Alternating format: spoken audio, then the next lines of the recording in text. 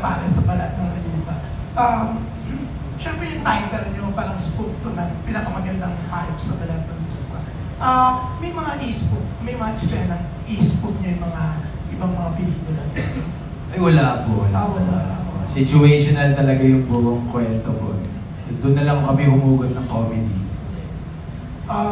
Gerard Ambonga, favorite mo ang Abante. Oo. Favorite. Pangalawa sa huling pahina yun eh. Alam na alam. Oo. Alam na alam eh. Pangalawa sa huling pahina. Hindi pwede sa huling pahina. Okay, Gerard Ambonga nga, dahil favorite mo ang Abante. Because of Serex before. So isa ka ba sa napakaraming nagre-request na ibalik si Serex? Up to now kasi grabe yung yung mga request, lalo na ng mga yung mga edad natin, mga edad yun, di ba? Okay. Depende kung gaano kadami yung request kung sa kanila kasi ngayon ang dami ng platform eh. Parang dati kasi it's yung pag nagbabasa ka ng gano'n, yung mga romance novel, yan, yung mga ganyang feature sa yung imagination mo sa'yo, yun yung nakakamiss. Ngayon kasi lahat mapapanood mo. Yeah. Vertical, horizontal, diagonal, lahat mapapanood mo ngayon eh. Yun yung I think kaya naging paborito siya ng masang Pilipino. Pag merong isang kwento na nababasa na nai-imagine. So, kung susulat ka kay Serex ngayon, mag-dear Serex ka, Yeah. anong magiging title na kung idudulog mo ang situation mo ngayon ni Pepe as BFF? Yan. Si Pepe. Si Pepe. Ang title ng Serex series kung si Pepe, ang talentadong Pepe ko. Ayan, ang talentadong Pepe ko. Kaya gawin. Oo, may musical Pepe. Kaya napaka-talentado ka talaga, Pepe. Bagay na bagay yung pangalan niya dun eh. Tapos sa Thailand tayo nagkakilala. Oo. O kaya kung ilalabas siya ng mga tag-ulan, Pepe basa. Yan. Yan. Basang-basa ka na naman, Pepe. Yes. Yan yung kwento. Kasi naliligo sa ulan madalas. Yes. At least after netong ang pinakamasarap na pare sa balat ng lupa, pwede na kaya may BMX movie. Okay, yun na po yung title. Basang-basa ka na naman, Pepe. Or pinakamasarap na Pepe sa balat ng lupa. Pinakabasang Pepe sa balat ng lupa, tapos yung poster basang-basa sa ulan. Ganun. Ikaw, Pepe, anong itatitle mo kay Gerard? Ano po? Pinakamatigas na ano ba Tagalog ng isang bahagi ng muscle? Kalamnan. Kalamnan. Pinamatigas na. Pinakamatigas na kasukasuan. Pinakamatigas nakakatanda. Pinakamatigas na kasukasuan. Sa akin yan si Jet. Anyways, yan.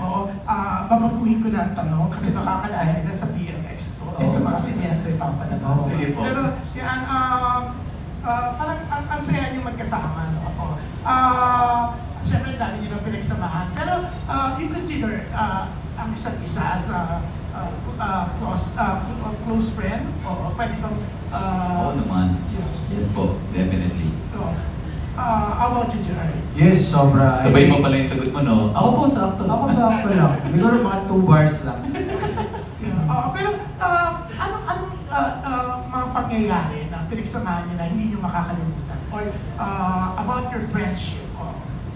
Siguro yun po, yung parang available kami para sa isa't isa. Pag in times na sakto. Alam mo yun, in times na hindi naman talaga hinahana, pero sakto dito si Pepe. Ako baka mag-isip ng kung ano yung iba. Hahaba na to. Parang ganyan, no? So, dahil po doon, siguro rin po, parang pinapahalagahan namin ni Pepe na iilan lang po kami talaga na galing sa teatro ang nakatawid sa industriya ng showbiz. So, sa dami ho ng artista sa showbiz, na hindi naman lahat magiging kaibigan mo. So parang gusto namin mapanatili yung relationship namin bilang magkaibigan. At nagkataon, bibihira rin yung talagang magkaibigan kayo tapos madalas kayong magkatrabaho. Napakabihira rin nun. So Tama. I think it's a blessing. Kaya itong pagkaibigan namin, I think forever.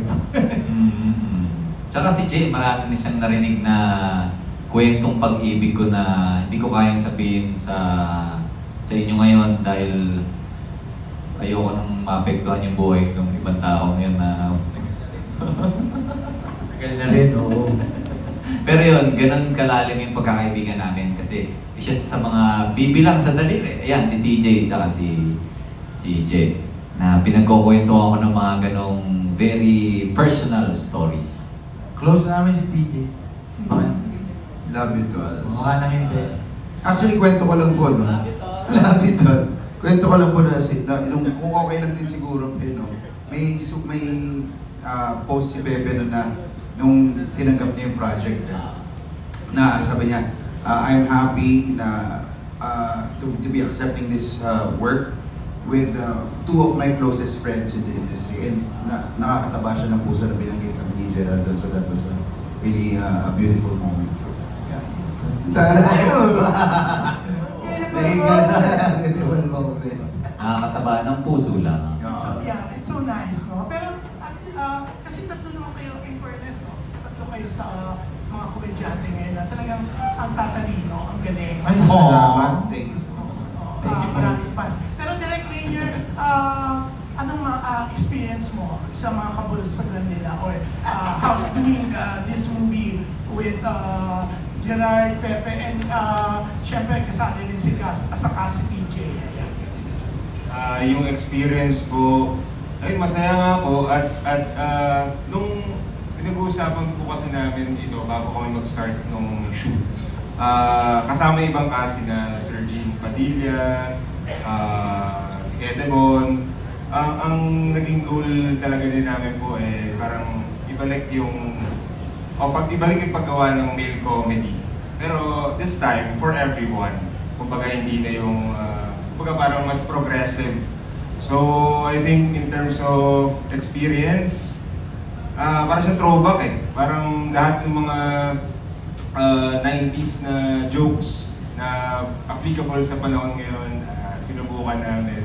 So masaya, yun lang po yung sagot ko sa masaya po yung experience. Thank you, Direk. Thank you po. Thank you. Thank you, Tita June. Maraming salamat po. Thank you from Abante. Next po, from Philippine star, Tita Dalian Carvajal. Hi, friend. Hi, friend. Congrats yung Wonderful Nightmare. Tagal #1 po sa Netflix. Thank you, Lord. Thank you po. Nakakaiyak. Thank you. Galing ni Kim, galing ni Kim. Shout out. Paano hinahandle ni Pepper kung may creative differences kayo na hindi na-apektuhan yung friendship? Good thing na kakaunti lang. Yung creative, sobrang kaunti lang yung creative differences namin. Kasi talagang, di ba, halos nagkakapareho Alike. na naman siya ng utak. At siguro, mas kaunti talaga ang creative differences pag comedy ang ginagawa. Kasi ang comedy nagtatawag siya ng collaboration O ganito ibabato ko, ano i-reply mo? O ganyan, ganyan. Para siyang improv games siguro sa iba nagkakaroon ng indifferences sa comedy, ego na lang nila yun. It's personal agenda na yun, hindi na yun sa creative. Parang gano'n. Nagkatapuan na ba kayo ever ni Pepe? Or misunderstand? Hindi pa naman. Parang balancing kami ni Pepe. Siguro, yun nga, in connection sa sinabi kanina ng history ng Paris, kaya kami balansin ni Pepe, although parehas kami nang siya ng utak sa kalokohan, pero magkaibang tao talaga kami. Marami siyang trip sa buhay na hindi ko trip. Marami akong trip sa buhay na hindi niya trip. So I think yun yung total North Pole, South Pole Yun yung kaya parehas kami swak magkaibigan. Thank you. Thank you, friends. Salamat. Thank you po, Tita Dali. Maraming salamat po. Next po tayo, from Rider PH Studios, Sir Jojo Panaligan. Ay, Sir Joe. like question lang. Gerald, meron ka bang paboritong travel or food vlogger? At saka ano yung exotic food na hindi mo kinaya?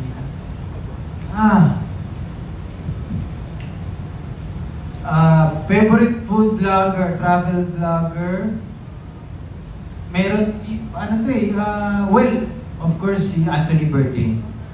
Saktong-saktong food vlogger and travel vlogger siya. Because he's a very good writer. Hindi siya a writer. Hindi siya kasi, he doesn't vlog. Hindi kasi siya vlog nung panahon na yun He doesn't vlog for the clout. Yan na lang. He vlog for the experience. Bahala kayo kung trip nyo to, kung i-judge nyo ako. Iinom ako ng ganyan, kakain ako ng ganyan. Yun. At in terms po sa exotic food na available na hindi ko na-try, yung dugo ng cobra. Yung inumin mo, yung shot glass. Ano daw, aphrodisiac and everything else. Ang sa akin, una-una, hindi ko naman kala aphrodisiac.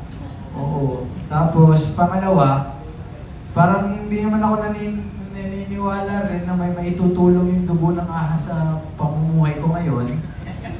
Parang kaya parang natiri rin ako Siguro kung luto yung ahas, kakainin ko, pero yung dugo niya hindi ko Yun lang po. Ikaw daw Yung pinaka... Paboritong travel or food vlogger pati exotic food na hindi mo kinaya? Kung meron nun.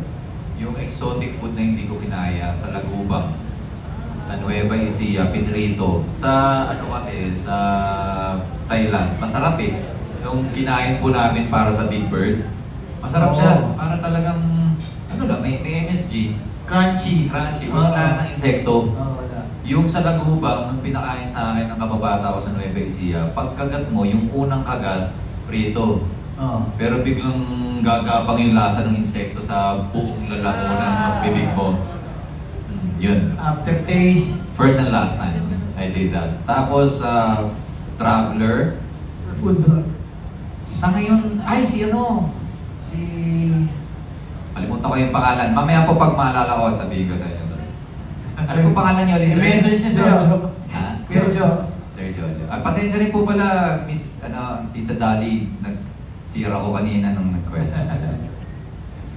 Thank you, sir. Direk, ano ang special about making a road trip movie? Ano po ang special? Wala po ang special sa kanya. Siguro, kung ang ano kasi, totoo lang po nakaka-pressure din for Paris kasi dalawang kasunod itong pelikula, napaka-successful at parehas din comedy. Siguro ang special sa kanya, ito yung pinaka-sabaw. Yun ang perfect. Literal na sabaw. Yun po, yun siya yung pinaka... kumbaga, karamihan ng mga pelikula, pag binibenta nila yung pelikula, parang, dito, makatawa ka na, maiiyak ka pa, dito, di po namin kayo papangunahan, kayo po ang bahala kung anong gusto nyo maramdaman. Sobrang, siya. Pero kidding aside, I think yung special sa kanya, bukod sa sabaw siya, yung element ng pagiging rom-com niya, yung romance comedy niya, I think yun yung hopefully special na nagawa ng team for the Paris. Thank you. Okay lang po ba dagdagan ko lang ng konti yun? Kasi isa rin po sa dahilan kung bakit ko po personally tinanggap yung movie. At nung nagtatrabaho tayo, kaya siya mas masarap. Gustong-gusto ko po yung, ever since gustong-gusto ko yung kala mo sabaw lang, pero may gusto rin sabihin. Yun po. Parang ginagamit na filter lang yung kasabawan to convey something. Yun po. Thank you. Salamat po sa Diyos.